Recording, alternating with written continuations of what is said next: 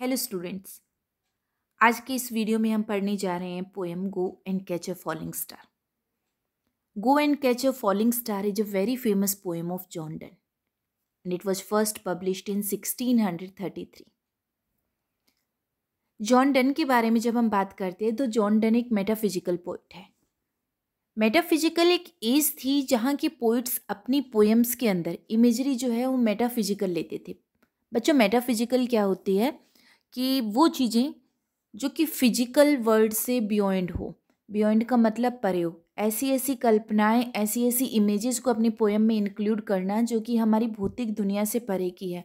जैसे डेविल्स है, जैसे एल्फ्स यानी परियां है, जैसे कि सुपरनेचुरल एलिमेंट्स हैं। ये सब जो कि हमारे वो भौतिक दुनिया जिसमें हम रह रहे हैं, हमारा फिजिकल वर्ल्ड, इससे परे हो, तो ये सब मेटाफिजिकल कहलाता है। और जॉन डन अपनी मेटाफिजिकल पोइट्री के लिए बहुत ज़्यादा फेमस है। हालांकि इस पोएम में किसी तरह की कंपैरिजन, जिसको जॉन डन की पोइट्री की का एक रिमार्केबल फीचर माना जाता है, मेटाफिजिकल कंसीट, वो यहाँ नहीं यूज हुई। बट इस पोएम को रिगार्ड किया जाता है जॉन डन के मिसोजिनिस्ट एटीट्यूड के लिए। मिसोजिनिस्ट क्या होता है? एक पर्सन जो हेट करता है फीमेल से, विमेन काइंड से जो हेट करे। और इस पोएम के पीछे जो एक सेंट्रल आइडिया है दैट वो पोइट का ये विश्वास है या स्पीकर का एक विश्वास है कि इस दुनिया में ऐसी कोई औरत नहीं मिल सकती that is both beautiful and faithful. अगर एक लेडी ब्यूटीफुल है तो वो फेथफुल नहीं हो सकती, लॉयल नहीं हो सकती, और अगर वो लॉयल है तो वो ब्यूटीफुल नहीं हो सकती। दोनों क्वालिटीज़ का मिलना इम्पॉसिबल है। पोएम की अगर हम बात करते हैं तो पोएम डिवाइडेड है 3 स्टेंजाज में ऑफ इक्वल लाइन्स। और अब हम स्टेंजा वाइज स्टेंजा पोएम को एनालाइज करेंगे। In the beginning, poet says, "Go and catch a falling star, get with child a mandrake root. Tell me where all past years are, or who cleft the devil's foot. Teach me to hear mermaid singing, or keep of envy stinging, and find what wind serves to advance an honest mind."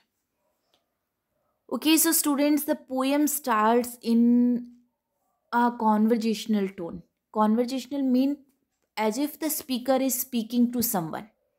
यहाँ जो speaker है वो अपनी listener से, ही में be his friend, उससे बात कर रहा है। और पोएम की शुरुआत में वो उसे कुछ करने के लिए कह रहा है। इम्पेरेटिव सेंटेंसेस जो होते हैं, ऑर्डर या कमांड के सेंटेंसेस जो है, उस तरह से पोएम का स्ट्रक्चर शुरुआत होते हैं। और पोइट ने यहाँ एनलिस्ट किया है कुछ इम्पॉसिबल थिंग्स को। पोइट कहता है, go and catch a falling star. Poet जो है वो लिसनर से कह रहा है, go and catch a falling star, कि तुम जाकर एक टूटते हुए तारे को पकड़ सकते हो। These are the impossible things. Poet is enlisting the impossible things, कि एक टूटे हुए तारे को पकड़ना। या फिर क्या? Get with child a mandrake root. Mandrake एक प्लांट होता है, एक ट्यूबर होती है, जिसकी रूट्स जो मैंने आपको यहाँ इमेज में दिखाई है वो ह्यूमन शेप को रिजेंबल करती है। और कई जगह जो है इसको बाइबल में भी लिया गया है एक हम कह सकते हैं मैजिकल प्लांट के तौर पर।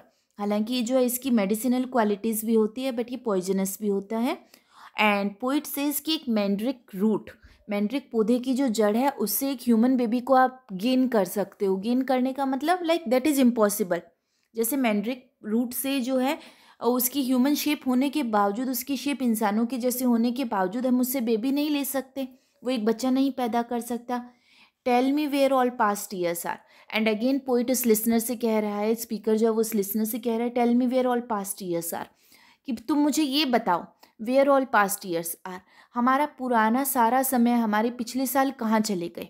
जैसे कि इम्पॉसिबल होता है, नबडी कैन टेल कि हमारा पिछला टाइम कहाँ चला गया, हमने जो वक्त जी लिया है वो वक्त कहाँ गया। और who cleft the devil's foot. Cleft कर देना यानी चीर देना, पियर्स कर देना या डिवाइड कर देना। ऐसा माना जाता है कि जो डेविल होते हैं, राक्षस होते हैं, उनके पैर जो है क्लेफ्ट होते हैं, चिरे हुए होते हैं। लेकिन ये किसने चीरे, इसके बारे में कहीं कोई डिटेल नहीं है, ये किसी को नहीं पता। This is unknown. Teach me to hear mermaid singing. Mermaid क्या होती है? जलपरियाँ। मरमेड जो होती है, निम्फ जो होती है, वो जलपरियाँ होती है। Women with a fish tail, एक लेडी जिसकी टेल जो होती है वो फिश की जैसी होती है। वो सिंगिंग करती है, वो अपनी लैंग्वेज में गाती है जिसे कोई इंसान नहीं समझ सकता। बट पोइट कहता है कि क्या तुम मुझे ये सिखा सकते हो। और keep off envy stinging, envy मतलब जेलसी और स्टिंगिंग मतलब डंक, कि इंसान अपने अंदर से जेलसी की स्टिंगिंग को यानी जेलसी की डंक को कैसे दूर रखे, यानी कि कैसे वो जेलस फील ना करे। It's a natural phenomena. हम जानबूझकर किसी से जेलस नहीं होते, ईर्ष्या नहीं करते, बल्कि नेचुरल है। और हमें नहीं पता हम किसी से ईर्ष्या कैसे ना करें, ईर्ष्या को दूर रखना इम्पॉसिबल है। एंड लास्ट, सेवंथ जो इम्पॉसिबल थिंग पोइट एनलिस्ट कर रहा है वो ये कहता है, and find what wind serves to advance an honest mind. और ये पाना, ये ढूंढना कि वो कौन सी हवाएं हैं जो इंसान के ऑनेस्टी को, उसके दिमाग की ऑनेस्टी को, उसके कैरेक्टर की ऑनेस्टी यानी उसकी ईमानदारी को एडवांस करती है यानी बढ़ाती है।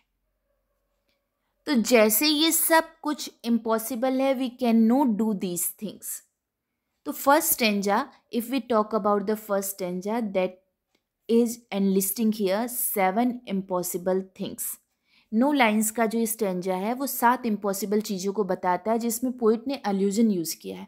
अल्यूजन का मतलब उसने रेफरेंसेस लिए हैं कहाँ कहाँ से, मिथ से, मिथोलॉजिकल स्टोरीज से, बाइबल से, बहुत सारे एग्जाम्पल्स। जो डेविल का एग्जाम्पल है वो बाइबल से लिया है। तो जब हम किसी दूसरी राइटिंग के एग्जाम्पल, दूसरे वर्क के एग्जाम्पल्स को यूज़ करते हैं, that is called allusion. So in the first stanza, by using allusion is a figure of speech, और उसका यूज़ करते हुए पोइट ने एनलिस्ट किया है 7 impossible things. And what these are, first of all catching a falling star, किसी टूटते हुए तारे को पकड़ना। मैंड्रिक पौधे की जड़ों से ह्यूमन बेबी पाना। देन अपना सारा पास टाइम कहाँ चला जाता है, किस जगह जाता है, उसके बारे में पता लगाना। या फिर नेक्स्ट फोर्थ जो है कि डेविल के फीट को किसने क्लेफ्ट किया, किसने चीरा। नेक्स्ट है मरमेड्स यानी जलपरियों की सिंगिंग को सुनना और समझना। या फिर उससे नेक्स्ट ईर्ष्या को अपने आप से दूर रखना, कैसे रखा जाए।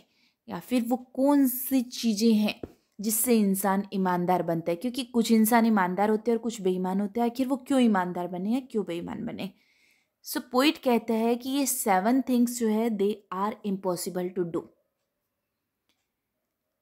Here poet again says, if thou beest born to strange sights, things invisible to see, write 10,000 days and nights till is no white hairs on thee. आगे पोइट अपने उसी फ्रेंड, उसी लिसनर से कहता है कि if thou beest born to strange sights, if thou you beest born have been born with strange sights, मतलब कि अगर तुम्हें तुम्हारे जन्म के साथ ही स्ट्रेंज साइट्स मिली है। स्ट्रेंज साइट्स मिलने का मतलब क्या है कि तुम्हारी जो, जिसको हम कह सकते हैं ना, सपोज तुम्हारे अंदर दिव्य दृष्टि है, तुम्हारी आंखें चमत्कारी है, थिंग्स इनविजिबल टू सी। अगर तुम्हारे अंदर इतनी कैपेसिटी है कि तुम इनविजिबल चीज़ों को भी देख सको, अदृश्य चीज़ों को भी देख सको, सपोज ऐसा कुछ है, तो क्या है, ride 10,000 days and nights till age snow white hairs on thee. तो पोइट अपने उस फ्रेंड को ऑर्डर करता है कि तुम 10,000 डेज एंड नाइट तक राइडिंग करो। और कब तक तुम्हें ये राइडिंग करनी है, यानी वर्ल्ड टूर पे जाने की तरह कि तुम पूरी दुनिया घूम के आओ राइडिंग करते हुए। Till age snow white hairs on दी, जब तक कि एज की वजह से तुम्हारे बाल स्नो वाइट ना हो जाए। हाइपरबली है। हाइपरबली क्या होता है, एग्जेजरेट करना, बात को बढ़ा चढ़ा कर कहना। यानी पोइट अपने उसी फ्रेंड या उस लिसनर से कह रहा है कि तुम एक लंबी जर्नी पर जाओ। लंबी जर्नी को किससे एक्सप्रेस किया गया है, ride 10,000 days and nights and then age snow white hairs, age से तुम्हारे बाल स्नो की तरह वाइट हो जाए। Thou, when thou'st returns, thou, you, when thou'st return, when you will return, will tell me all strange wonders that befell thee. कि जब तुम लौटोगे तो तुम मुझे बताओगे। क्या बताओगे? इतनी लॉन्ग जर्नी पर जाओगे, इनविजिबल चीज़ों को भी देखोगे जिसे नॉर्मल इंसान नहीं देख पाता। When you will return, you will tell me all strange wonders that befell thee. Befell मतलब happen. वो सारे वंडर, वो सारी अद्भुत चीज़ें जो तुमने अपनी इस पूरी दुनिया की सैर पर, दुनिया के टूर पे जो तुमने देखी, जो तुम्हारे साथ घटित हुई, तुम मुझे बताओगे। And swear no where lives a woman true and fair. And swear, और तुम कसम खाकर कहोगे। क्या कहोगे? No where lives a woman true and fair. कहीं भी ऐसी औरत नहीं रहती जो ट्रू एंड फेयर हो, जो सच्ची हो और सुंदर हो। यानी पोइट ये कह रहा है कि एक ऐसा पर्सन जो इनविजिबल चीज़ों को भी देख सकता है, जो अपने फ्रेंड को इन्वॉक करते हुए कहता है कि अगर तुम स्ट्रेंज साइट्स के साथ पैदा हुए हो, तुम्हारे अंदर इतनी कैपेसिटी है कि तुम इनविजिबल चीज़ों को भी देख सको, तो भी if you go for a long journey, ride 10,000 days and nights till a snow white hairs on thee, mean बहुत लंबी जर्नी पर भी अगर जाते हो तो भी क्या होगा, दऊ व्हेन दऊ रिटर्न्स, जब तुम लौटोगे, when you will return will tell me, you will tell me, क्या बताओगे तुम मुझे, all strange wonders that befell thee, जो तुम्हारे साथ हुए, and swear know where lives a woman true and fair, कहीं भी नहीं रहती एक ऐसी औरत जो कि सच्ची और सुंदर हो। तो स्टूडेंट्स यहाँ यूज हुआ है एलिट्रेशन। एलिट्रेशन जैसे कि आपको पहले भी बताया गया, सेम कॉन्सोनेंट साउंड्स का रिपीट होना, strange sights that befell thee, the hyperbole के एग्जाम्पल्स बताएं, and one more oxymoron. Oxymoron क्या होता है, ऑपोजिट वर्ड्स को साइड बाय साइड यूज करना, डे एंड नाइट्स, दिन और रात एक दूसरे के ऑपोजिट होते हैं, इनको हमने साइड बाय साइड यूज किया, तो यह है oxymoron. Further the poet says if दऊ फाइंड्स्ट वन, इफ दऊ फाइंड्स्ट वन, अगर by chance, by any luck you find one, अगर तुम्हें एक ऐसी लेडी भी मिल गई, लेट मी नो, तो तुम मुझे जरूर बताना। सच अ पिलग्रिमेज वर स्वीट, क्योंकि वो लेडी एक पिलग्रिमेज की तरह होगी, एक जो है होली एंड रिलीजियस जर्नी की तरह होगी, यानी कि उस लेडी से मिलना, वहाँ तक जाना एक धार्मिक यात्रा की तरह होगा। पिलग्रिमेज मतलब एक धार्मिक यात्रा, ठीक है, कि उस लेडी से मिलना एक धार्मिक यात्रा की तरह होगा, बहुत महान काम होगा। फिर पोइट कहता है ये डू नोट, लेकिन नहीं, आई वुड नोट गो, मैं नहीं जाऊँगा। Although in the previous line he says that अगर उसे ऐसी लेडी मिल भी गई जो फेथफुल एंड ब्यूटीफुल है, तो उस लेडी से मिलना एक रिलीजियस जर्नी को अंडरटेक करना जैसा है। But again poet negate the idea, उस क्या कहता है वो, that I would not go though at next door we might meet, मैं नहीं जाऊँगा उससे मिलने, भले ही वो नेक्स्ट डोर पर ही क्यों ना रहती हो, वो मेरे पड़ोस में ही क्यों ना रहती हो।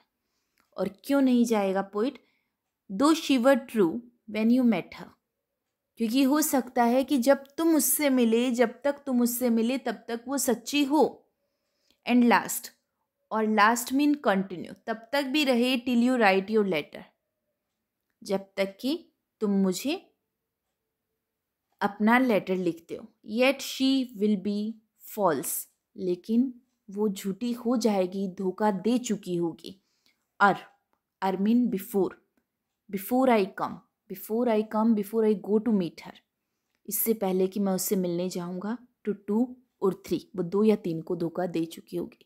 यानी कि अगर तुम एक ऐसी लेडी को फाइंड भी कर लेते हो जो अब तक की अपनी लाइफ में फेथफुल रही हो और ब्यूटीफुल रही हो, ऐसी लेडी एक पिलग्रिमेज की तरह होगी। बट पोइट कहता है कि मैं नहीं जाऊँगा ऐसे पिलग्रिमेज पर। और क्यों नहीं जाएगा, क्योंकि पोइट के पहुंचने तक, हो सकता है पोइट के फ्रेंड के मिलने तक और वो जो अपना लेटर लिख रहा है तब तक वो लेडी फेथफुल रही हो, बट वहाँ तक पहुँचने तक क्या होगा, वो लेडी 2 या 3 को धोखा दे चुकी होगी। इट मीन्स उसकी जो ये लॉयल्टी है वो कंसिस्टेंट नहीं होगी।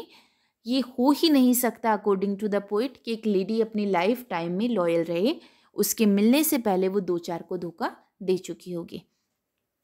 सो स्टूडेंट्स, देखा आपने किस तरह से पोइट ने अपने मिसोजिनिस्ट एटीट्यूड को, लेडीज़ के लिए अपनी हेट्रेड को दिखाया है। In the beginning, the poet suggests a series of impossible things, 7 impossible things that, and later on he says कि जैसे ये चीज़ें impossible है करना, same way एक faithful and beautiful lady को find out करना impossible है। And he invokes his friends कि अगर तुम स्ट्रेंज साइट्स के साथ बोर्न हुए हो, अगर तुम इनविजिबल चीज़ों को देख भी सकते हो, तुम एक लॉन्ग जर्नी पर भी जाते हो, तो भी तुम्हें ऐसी लेडी नहीं मिलेगी। और बाय चांस तुम्हें ऐसी लेडी मिल गई तो भी वो मेरे पहुंचने तक किसी 2-3 को धोखा दे चुकी होगी। So the whole poem has been divided into 3 stanzas, और पूरी पोएम की जो राइम स्कीम है, ऑल 3 स्टेंजाज हैव 9 लाइन्स, और सबकी राइम स्कीम सेम है, A B, A B, C C, D D D. देखो, know sweet go meet, A B, then her letter C C, she be 3, D D D. All 3 stanzas have the same rhyme scheme, A B C C D D D. So students, I totally hope that you have understood the poem thoroughly. You have enjoyed it from literature point of view, and आपने John Donne के misogynist attitude के बारे में भी जाना। और metaphysical जो images है वो हमने देखी कि मरमेड्स, जलपरियां जो रियलिटी में नहीं होती, देखो डेविल के फीट, मरमेड्स की सिंगिंग, हमारा बीता हुआ टाइम, ये सब क्या है, हमारी भौतिक दुनिया से पार की चीज़ें हैं, तो ये सब मेटाफिजिकल है। So I hope you have thoroughly understood the poem and you have enjoyed it as well. So students, keep learning, keep loving literature. Thank you.